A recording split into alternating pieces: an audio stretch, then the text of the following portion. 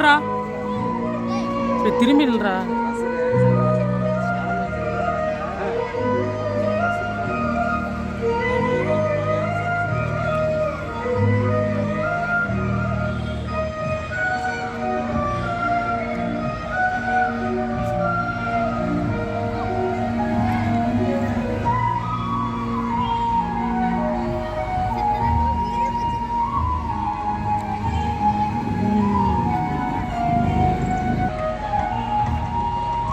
கேப்பை நல்லா தூக்கி விட்டு.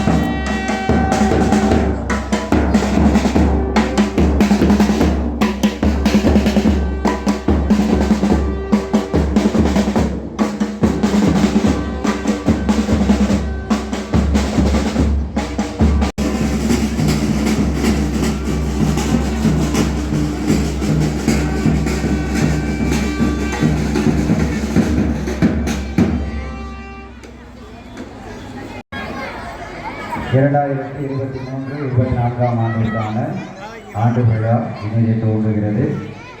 விழாவிற்கு தலைமை ஏற்குமாறு இப்பள்ளிகளின் காலாளர் தந்தை அவர்களை அன்போடு வேண்டுகிறோம். அதை நான் முன்மொழிகிறேன்.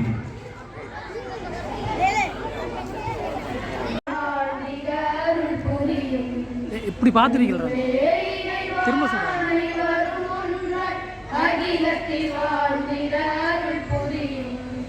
ஒன்றாய் வாழ்ந்திட நன்றாய் வாழ்ந்திட அன்பாய் வாழ்ந்திட அருள் புரியும்.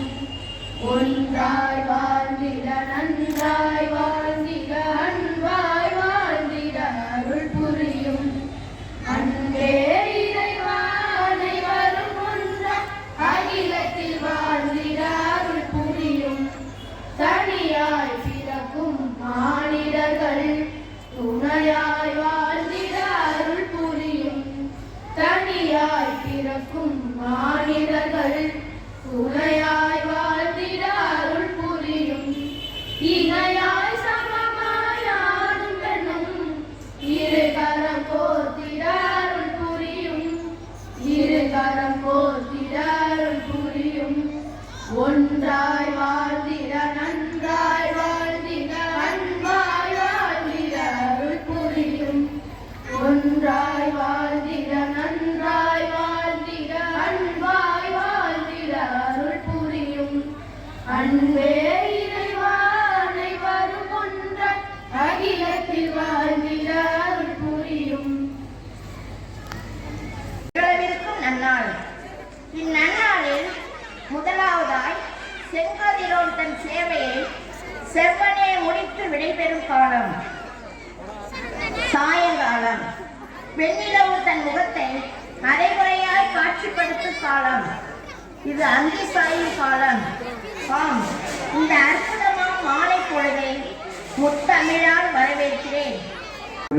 பசுவை எண்பது நகரில் உண்மை, உழைப்பு, உயர்வு என்ற விருது வாக்குடன் குடந்தை மறை மாவட்டத்தின் கீழ் 1912 ஆண்டில் துவங்கிய இப்பள்ளி 112ஆம் ஆண்டில் அடியெடுத்து ஏழ்நடை போடுகிறது. இந்த மணிமகுடத்திற்கு சிறப்பு சேர்க்க நல்லாயனாம் இயேசு கிறிஸ்துவின் மெய்ப்பு பணியினை ஆற்றிட அவரது பாத சுவடுகளில் என்னும் விருது வாக்கினை சிறமேற்கொண்டு தன்னை அழைத்த இறைவனில் ஆழ்ந்த நம்பிக்கையை பதித்து குடந்தை மறை மாவட்டத்தின் 7ஆம் ஆயராய் அருட்பணியில் செய்யப்பட்டிருக்கும் புதிய ஆயர் மேதகு தீபானந்தம் அவர்கள் குடந்தை மறை மாவட்டத்தின் கீழ் இயங்கி வரும் இப்பள்ளியின் மேலாளராகவும் பொறுப்பேற்றுள்ளார்.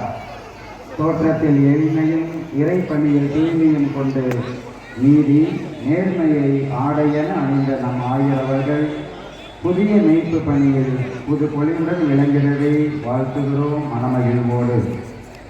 அனைத்திற்கும் முத்தாய்ப்பாய் மற்றும் ஓர் நற்செய்தி, தொண்டு ஏற்பதற்கு அல்ல, மாறாக தொண்டு புரியவே வந்தேன் என்ற கிறிஸ்துவின் அடியொற்றி இன்று நம்மிடையே புதிய தாளாளராக வீற்றிருக்கும் அருட்பணி ராஜசேகர் அவர்கள் தூய்மையின் உறைவிடம், புதுமையின் பிறப்பிடம், மாற்றங்களின் மறுபொருள், உற்சாகத்தின் ஊற்று, பழகுவதற்கு எளியவர், தற்புகள் விரும்பாத அரிய பண்பாளர். கடிகாரம் உள்கூட தவறலாம் நம் தந்தையின் நேரம் தவறாமைக்கு முன்னே. கவி புனைவதிலும் ஏற்றி பண்பாடுவதிலும் வித்தகர். பன்முக திறமை கொண்டிருக்கும் இவர் மக்களோடு இயைந்து இன்முகத்துடனும் கண்டிப்புடனும் பயணிப்பதில் அவரது ஞாபகத்திறன் அளப்பரியது. இத்தனை சிறந்த நல்முத்தோடு பயணிக்க இப்பள்ளி இருப்பதில் எங்களுக்கும் மற்றற்ற மகிழ்ச்சியே. இப்பள்ளியில் தற்போது 520 மாணவர்களும் 15 ஆசிரியர்களும் உள்ளனர். இப்பள்ளியில் காலை 9:10 மணிக்கு துவங்கி மாலை 4:10 மணிக்கு நிறைவடைகிறது. திங்கட்கிழமை தோறும் கொடி வணக்கத்துடனும் வார நாட்களில் அது இல்லாமலும் காலை கூட்டம் நடைபெறுகிறது. அதில் தினம் ஒரு திருக்குறள், புனிதருள் வாசிப்பு, பொது அறிவு, ஆங்கில சொற்கள், சிந்தனைக்கு சில துளிகள், செய்தி வாசிப்பு, ஆசிரியர் மற்றும் தலைமை ஆசிரியரின் வழிகாட்டுதல் உரை ஆகியன வழங்கப்படுகின்றன. சீருடை, தன் சுத்தம், நேரம் தவறாமை, நல்லொழுக்கம் அனுதினமும் கவனிக்கப்படுகிறது. டீஷர்ட் புதன்கிழமைகளில் அணியப்படுகிறது. எம் பள்ளியில் சுத்திகரிக்கப்பட்ட குடிநீர், சுகாதாரமான கழிவறைகள், காற்றோட்டமான வகுப்பறைகள், தளவாட பொருட்கள் மற்றும் விளையாட்டு இட வசதிகள் போதுமான அளவு உள்ளன. இங்கு 1 முதல் 5 வகுப்புகளுக்கு எண்ணும் எழுத்தும் திட்டத்தின் மூலம் பயிற்றுவிக்கப்பட்டு மதிப்பிடப்படுகிறது. மாணவர்களின் முன்னேற்ற அறிக்கை பெற்றோரிடம் காண்பிக்கப்படுவதன் மூலம் முன்னேற்றம் குறித்து கலந்தாலோசிக்கப்படுகிறது. உடம்பை வளர்த்தேன் உயிர் வளர்த்தேனே என்ற திருமூலரின் கூற்றிற்கு ஏற்ப உடற்பயிற்சியின் மேன்மையை மாணவன் அறிந்து கொள்ள உடற்கல்வி வகுப்பிற்கு விளையாட அழைத்துச் செல்லப்படுகின்றனர். பரிந்தோண்டி காக்க ஒழுக்கம், தெரிந்தோண்டி தேரினும் அஃதே துணை என்று மொழிந்த தெய்வ புலவரின் வாக்கின்படி ஒழுக்கமுடையவராய் இருத்தலின் சிறப்பை மாணாக்கருக்கு உணர்த்த தத்தம் வாழ்வில் செயல்படுத்த நன்னெறி மறைக்கல்வி வகுப்புகளும் நடத்தப்படுகிறது. மேலும் வாசித்தல் திறனை அதிகரிக்க தனி பயிற்சியும், கணித திறனை பயிற்சி ஏடுகள், விலையில்லா புத்தகத்தை மற்றும் காலணிகள் ஆகியவை வழங்கப்படுகின்றன. மதிய உணவாக சமச்சீர் உணவு, பல்வகை சாதனம் சமைத்து பரிமாறப்படுகிறது. வருடந்தோறும் RPSK திட்டம் மூலம் அனைத்து மாணவர்களின் உடல் நலமும் சோதித்தறியப்பட்டு மேல் சிகிச்சை தேவைப்படும் தஞ்சை ராஜா நிராசார் மருத்துவமனைக்கு அனுப்பி வைக்கப்படுகின்றனர். ஆண்டவன் பார்வையில் அகிலம் மகிழவே இறைபணியும் கல்வி பணியும் தம் இரு கண்களாய் பாவித்து இறைபணியோடு கற்றது கையளவு கல்லாதது உலகளவு என்பதால் தம் கல்வி பணியில் அறிவில் தெளிவும் நெஞ்சில் அன்பும் கொண்ட கல்வியாளரும் கருத்துகளின் பெட்டகம், சமூகத்தின் ஆவணம், மனிதனின் மாண்பு வெளிப்பாட்டின் முன்னோடி, ஆயிரக்கணக்கான மக்களுக்கு உதவி கொண்டிருக்கும் பட்டங்கள் பல பெற்றவரான அருட்திரு எஸ் ராஜசேகர் எம் பள்ளியின் தாளாளர் அவர்களுடைய சீரிய மேற்பார்வையில் பள்ளி சிறப்பாக செயல்பட்டு வருகிறது. 2023-24 ஆண்டில் 124 மாணவர்கள் புதிதாக சேர்க்கப்பட்டு 6ஆம் வகுப்பு 3 பிரிவுகளாக செயல்பட தொடங்கியுள்ளது. இந்த ஆண்டு 60 மாணவர்கள் SSLC பொதுத் தேர்வு எழுத உள்ளனர்.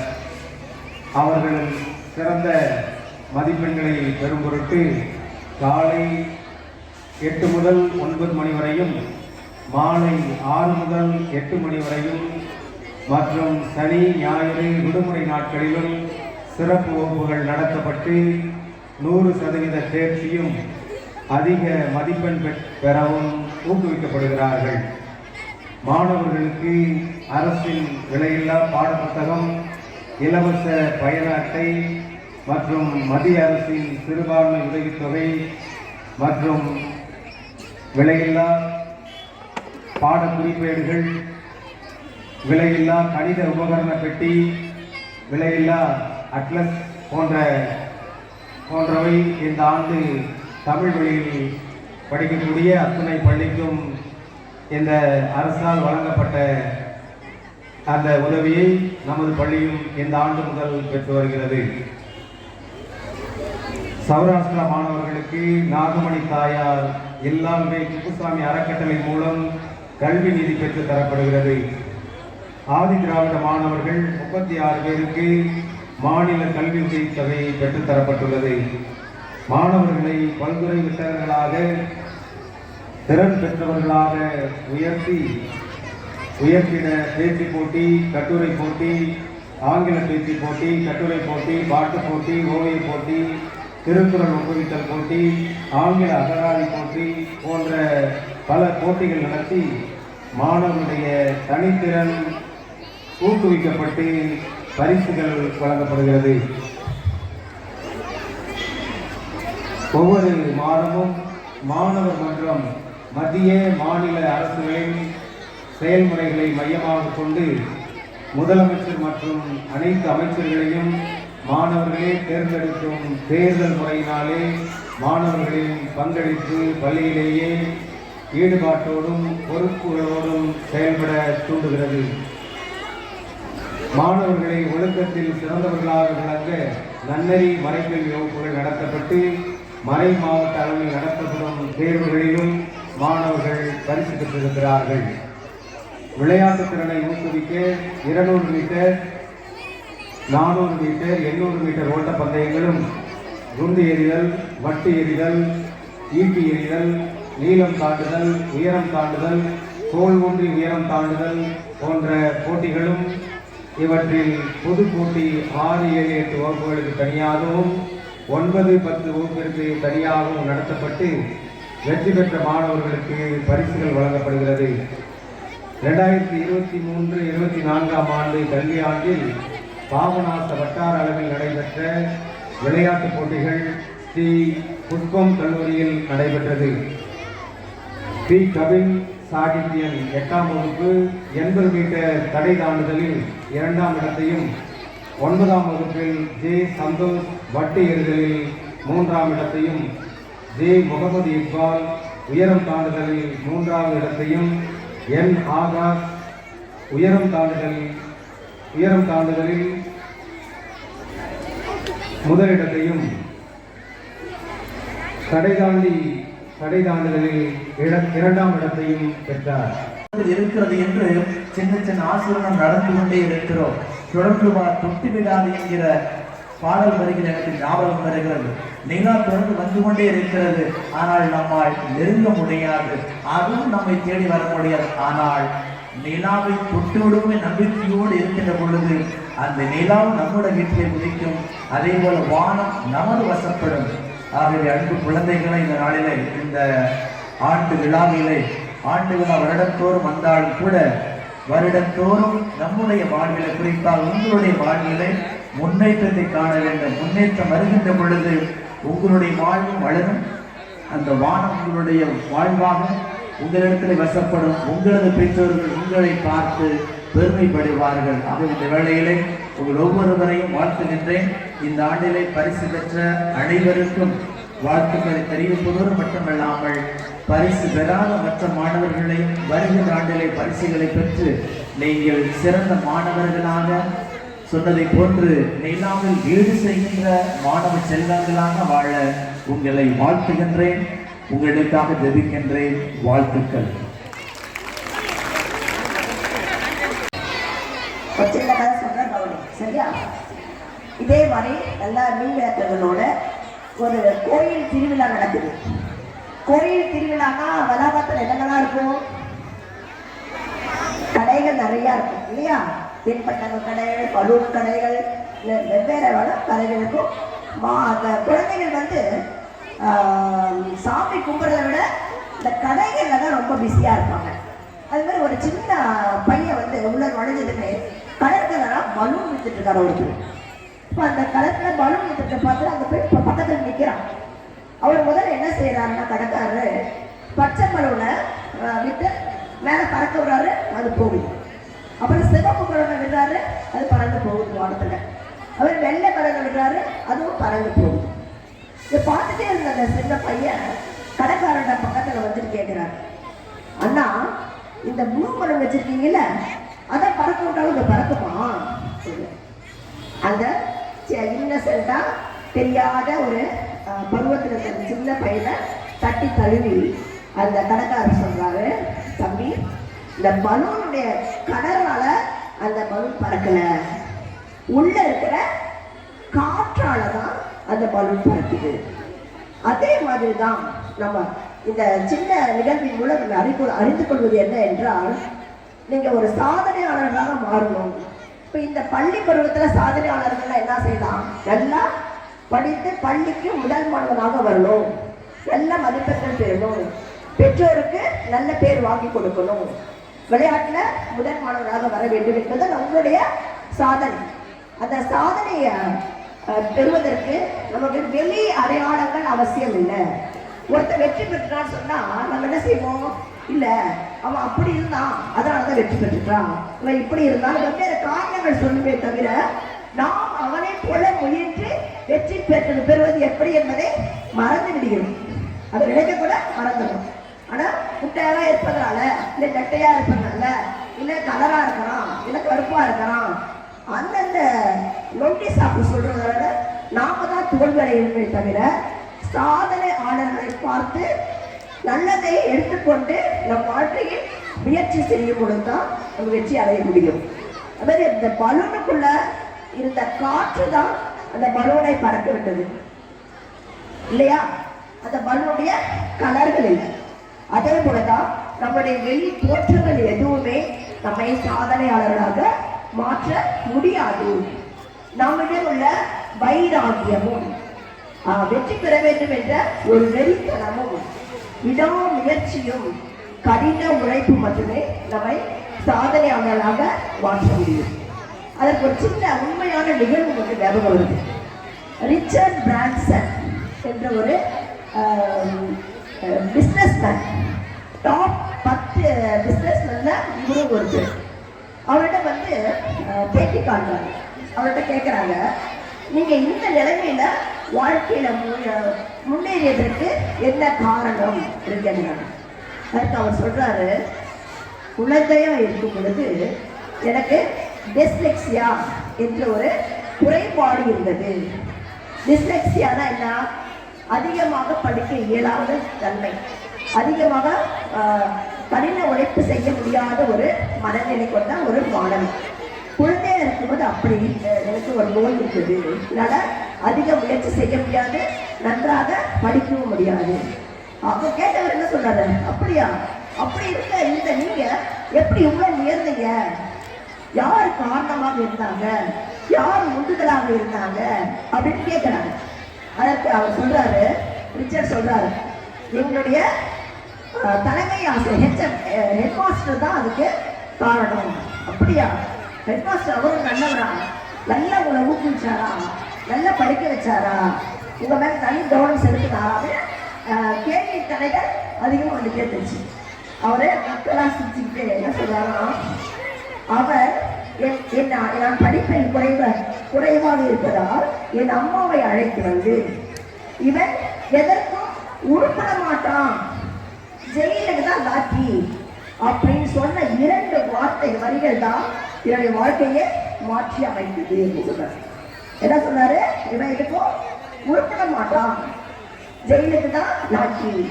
அந்த சொன்ன 2 வார்த்தைகளுக்கும் நான் என்ன செய்தேன் என்றால், உலகம் அவ்வாறு என்னை குறை உள்ளதாக பார்க்கிறது, இது பொய்யானது, என்னாலும் எதையாவது சாதிக்க முடியும் என்று மாற்றுவதற்காக நான் கடினமாக உழைத்தேன். அதனாலதான் எனக்கு இந்த சாதனையை படைக்க முடிந்தது. ஒரு மூளை குறைபாடு உள்ள ஒரு டிஸ்லெக்சியா உள்ள ஒரு குழந்தையால் முயற்சி செய்து ஒரு பெஸ்ட் பிசினஸ் மேனாக மாற முடிகிறது என்றால், இறைவன் நமக்கு நல்ல உடல் ஆரோக்கியம் கொடுத்திருக்கிறார். அதே ஒரு பிளஸ் பாயிண்ட், அதே ஒரு நமக்கு ஒரு கிஃப்ட் இல்லையா? அதை கொண்டு நாம் என்ன செய்யணும்? இந்த சாதனையாளர்களை கண்டு அவர்கள் என்ன முயற்சி செய்தார்களோ அந்த படிநிலைகளை நம் வாழ்க்கையில் கடைபிடித்து நாமும் ஒரு சாதனையாளர்களாக வாழ முற்பட வேண்டும். சாதனையாளர்களுடைய வாழ்க்கை சரிவுகளை அதிகமாக படித்து அது அவர்களுடைய வாழ்க்கையில் அவர்கள் கடைபிடித்த முறைகளை நாம் கடைபிடித்து நம்ம வெற்றியை நோக்கி நடைபெறும் பொழுது கண்டிப்பாக நாமும் சாதனையாளர்களாக வாழ முடியும். லத்தீன் மொழியிலிருந்து வந்தது, அதாவது எதுக்காரை என்று. கல்வி என்றால் மாணவருடைய மூளையில் திணிப்பது அல்ல, மாறாக கல்வி என்று சொல்லுகின்ற போது மாணவர்களுடைய திறமையை வெளிக்கொணர்வதுதான் கல்வி. இத்தகைய பணியில் ஈடுபட்டிருக்கின்ற இருபால் ஆசிரியர் பெருமக்களை நான் வாழ்த்துகின்றேன். மேடையில் மாணவ செல்வங்கள் பரிசு பெற்றார்கள். ஒரு மாணவன் அதிக திருக்குறள் ஒப்பிவித்தது, அது 3ஆம் வகுப்பு மாணவன் ஒப்பிவித்தது, அது ஒரு மிகப்பெரிய ஒரு சாதனை. இந்த மாணவர்களுக்கு பின்புலமாக இருப்பவர்கள் ஆசிரியர் பெருமக்கள். இந்த ஆசிரியர் பெருமக்கள் மாணவர்களுடைய திறமைகளை வெளிக்கொணர்ந்து வெளி உலகத்திற்கு இவர்கள் யார் என்று காண்பிக்கின்றார்கள். அதே சமயத்தில் மாணவ செல்வங்கள் ஆசிரியர் பெருமக்களை தெய்வங்களாக மதிக்க வேண்டும். மாதா பிதா குரு தெய்வம் என்று சொல்லுவார்கள். அந்த தெய்வத்திற்கு முன்பாக இருக்கின்றவர்கள் ஆசிரியர் பெருமக்கள். ஒவ்வொரு ஆசிரியரும் ஆசிரியையும் தெய்வத்திற்கு சமம். இந்த பிள்ளைகளை கல்வியில் மட்டுமல்ல ஒழுக்கத்திலும் வளர்க்க வேண்டியது இந்த ஆசிரியர் பெருமக்கள். ஆகவே மாணவ செல்வங்களாகி நீங்கள் அத்தனை பேரும் உங்களுடைய ஆசிரியர் பெருமக்களுக்கு நன்றி கடன் பட்டிருக்க வேண்டும். நாங்கள் குருக்களாக இருக்கின்றோம், கண்ணியர்களாக இருக்கின்றோம், மேடையில் அமர்ந்திருக்கின்ற கல்வி அதிகாரியாக இருக்கின்றோம், அல்லது உயர் பதவியில் இருக்கின்ற நாங்கள் எல்லோரும் இந்த நிலைமைக்கு வந்திருக்கின்றோம் என்றால் அதற்கு ஆசிரியர் பெருமக்கள் தான். ஆகவே அவர்களை நாம் வணங்க வேண்டும். அத்தகைய ஆசிரியர் பெருமக்களுக்கு எப்போதும் நன்றி உள்ளவர்களாக வாழ உங்களை அன்போடு கேட்டுக்கொள்கின்றேன். எல்லோரும் ஆவலாக காத்து கொண்டிருக்கின்றீர்கள் கலை நிகழ்ச்சிக்காக. அந்த கலை நிகழ்ச்சி தான் மக்களை, உங்களை முக்கியமாக மாணவ செல்வங்களை மகிழ்வில் ஆழ்த்தும். விழாவின் அடுத்த நிகழ்வாக பாபநாசம் வட்டார கல்வி அலுவலர் திருமதி க. ஜெயமீனா அவர்களை சிறப்புரையாற்ற அன்போடு அழைக்கின்றேன். நிறுவனர் அவர்களுக்கும் மற்றும் அவையில் வீட்டிற்கும் ஆண்டோர் பெருமக்களுக்கும், தலைமை ஆசிரியர் உள்ளிட்ட ஆசிரியர் பெருமக்களுக்கும், பெற்றோர்களுக்கும், மாணவ செல்வங்களுக்கும் என் இனிய மாலை வணக்கத்தை தெரிவித்துக் கொள்கிறேன். கலை நிகழ்வுக்காக காத்துக் கொண்டிருக்கும் உங்களுடைய நேரத்தை வீணடிக்க விரும்பவில்லை. ஒரு 5 நிமிடம் மட்டுமே. அருட்தந்தை மற்றும் அருட்சகோதரிகளின் கட்டுப்பாட்டில் இயங்குகிற பள்ளியில் படிப்பதற்கு மிகவும் பேறு பெற்றவர்கள் நான். அவருடைய நிர்வாகத்தின் கீழ் கூடுதல் கட்டுப்பாடுகள் மற்றும் சிறந்த ஒழுக்க பழக்க வழக்கங்களுக்கு குறைவேதம் இருப்பாது. அந்த வகையிலே நாம் அனைவரும் நானும் ஒரு அருட்சகோதரியுடைய கட்டுப்பாட்டில் இயங்குகிற பள்ளியிலே படித்தேன் என்பதற்கு பெருமையுடன் தெரிவித்துக் கொள்வதில் கடமைப்பட்டிருக்கின்றேன். அந்த நேரத்தில் நானும் ஒரு பொறுப்புள்ள அரசு அதிகாரியாக உங்கள் முன் நிற்கிறேன் என்பதையும் மன மகிழ்வுடன் தெரிவித்துக் கொள்கின்றேன். அப்பேற்பட்ட ஆண் மகன்களை சிறந்த கட்டுப்பாட்டுடனும் ஒழுக்க பழக்க வழக்கங்களுடனும் சிறந்த நிர்வாக திறனுடனும் நடத்தி கொண்டிருக்கின்றது இந்த புனித அந்தோணியார் நிர்வாக பள்ளி. நம் பள்ளி தலைமை ஆசிரியர் இதனை இவன் கண் இவன் முடிப்பான் என்றாய்ந்து அதனை அவன் கண் விடல் என்ற வள்ளுவருடைய வாக்கிற்கு மிகச்சிறந்த உதாரணம் நம் பள்ளி தலைமை ஆசிரியர். பள்ளி நிர்வாக பணிகளாகட்டும், ஆசிரியர் மாணவர்களுடைய ஒருங்கிணைப்பு பணிகளாகட்டும் இனிதே முடித்து சிறப்புடன் பங்காற்றி கொண்டிருப்பவர் நம் பள்ளி தலைமை ஆசிரியர். சிறந்த தலைமை பண்பு உடையவர். நம் பள்ளி ஆசிரியர் பெருமக்கள் நம்ம எல்லாருக்குமே தெரியும், வீட்டில் ஒரு குழந்தைய, அதுக்கு முக்கியமாக ஆண் குழந்தைய நிர்வகிக்கிறது எவ்வளோ பெரிய விஷயம். நம்ம ஆசிரியர் பெருமக்கள் ஒவ்வொரு வகுப்பறையிலும் 30 முதல் 40 ஆண் குழந்தைகளை மிகச்சிறந்த நிர்வாகத்தினரும் அவருடைய கற்றல் நிலைக்கு ஏற்படும் அவருடைய உணர்வுகளை புரிந்து கொண்டு சிறப்பான கற்றல் கற்பித்தல் நிகழ்வுகளை நிகழ்த்தி கொண்டிருக்கிறார்கள். இந்த நேரத்திலே இந்த பெற்றோர்களை நேரடியாக சந்திக்கிறதுக்கு ஒரு நல்ல வாய்ப்பு கொடுத்த நம் பள்ளி தலைமை ஆசிரியருக்கு நான் என் மனதார நன்றியை தெரிவித்துக் கொள்கிறேன். ஒரு சில தகவல்களை மட்டும் உங்களோடு பகிர்ந்து கொள்ள விரும்புகிறேன். நம் மாணவ செல்வங்கள், நம் குழந்தைகள் மிகச்சிறந்தவர்களாக, ஆண்டோர்களாக, சான்றோர்களாக ஆகுவதில் நம்ம எந்த அளவுக்கு பெருமைப்படுறோமோ, எந்த அளவுக்கு முக்கிய பங்கு நமக்கு இருக்கிறதோ, அதே போல் அவர்கள் தீயவர்களாகவும் கெட்ட வழியில் செய்வதற்கும் மிக முக்கிய பங்கு நம்ம பெற்றோர்களையே சார்ந்தது. அதுக்கு பெற்றோர்களுடைய அரவணைப்பு அப்படின்றது நிறைய நேரங்களில் நம்ம அவங்களுக்கு கொடுக்க தவறிடுறோம். என் பையன் படிக்கணும், என் பெரியவர்கள் ஆகணும் அப்படின்றதுக்காக தான் இவ்வளோ பாடுபட்டு இருக்கிறேன் அப்படின்னு ஒவ்வொருடைய உள்ளுணர்வுகளையோ என்னால் அறிஞ்சிக்க முடியுது. ஆனால் நிறைய நேரங்களில் நம்ம அவர்களுடைய நேரங்களை செலவழிக்கிறதுக்கு தவறிடுறோம். நம்மளுடைய அரவணைப்பு அங்கே குறையிற நேரத்தில் யார் அந்த அரவணைப்பை கொடுக்கறதுக்கு ரெடியாக இருக்கிறாங்களோ அவங்க பாலில் நம்ம குழந்தைகள் அனைவரும் ஈர்க்கப்படுவாங்கிறதுல எந்தவித ஐயமும் இல்லை. அவர்களுடைய கூடுமான வரைக்கும் அவங்களோட நேரத்தை நம்ம செலவழிக்கணும். இந்த பொருளாதார இக்கட்டான சூழ்நிலையில் கணவன் மற்றும் மனைவி 2 பேருமே வேலைக்கு செய்ய வேண்டிய ஒரு நிர்பந்தமான சூழல். குழந்தைங்க இடத்துல அதிகமான நேரத்தை செலவழிச்சுட்டு நமக்கு நேரம் இல்லை. அந்த சமயத்தில் குழந்தைகள் தேவையில்லாத செயல்பாடுகளில் ஈடுபடுறதுக்கும் தேவையில்லாத சிந்தனை பால் செல்வதற்கும் அதிகமான வாய்ப்புகளை நம்ம கொடுத்து கொண்டிருக்கின்றோம். ஸோ நம்ம பொருளாதார சூழ்நிலைகளை கருத்தில் கொண்டும் நம்ம குழந்தைங்களுடைய நல்வாழ்வை நம்ம கருத்தில் கொண்டும் அவர்களுடைய அதிகமான நேரம் செலவிட வேண்டும் என்று பெற்றோர்களாகிய உங்களிடத்தில் மிக தாழ்மையுடன் கேட்டுக்கொள்கின்றேன். அடுத்ததாக குழந்தைகளுடைய பேச்சுக்கும் அவங்களுடைய உணர்வுகளுக்கும் நாம் மிகுந்த முக்கியத்துவம் கொடுக்கணும். குழந்தை ஒரு தலைவலியோ ஒரு கால் வலின்னா நம்மகிட்ட வருது அப்படின்னா, இந்த வயசில் என்னடா உனக்கு கால் வலி, உனக்கு என்ன 80 வயசு ஆகிடுச்சா, கிழவனா நீ அப்படின்னு நம்மளுடைய கருத்துக்களை குழந்தைகளிடத்துல திணிக்கிறதுலையே அதிக நேரம் செலவழிக்கணும். அப்படியே கண்ணே உனக்கு தலைவலியா, கால் வலியா, மதிய நேரம் ரொம்ப நேரம் விளையாடிட்டு இருந்தியா வெயில்ல, இல்லை சரியாக சாப்பிடலையா அப்படின்னு அவங்களுடைய அந்த உணர்வுகளுக்கு நம்ம மரியாதை கொடுத்து அதனுடைய காரணத்தை கண்டறிந்து அதிலிருந்து அவங்களை விடுபடுறதுக்கு நம்ம கண்டிப்பாக அவங்களுக்கு வழிகாட்டுதலாக இருக்கணும்.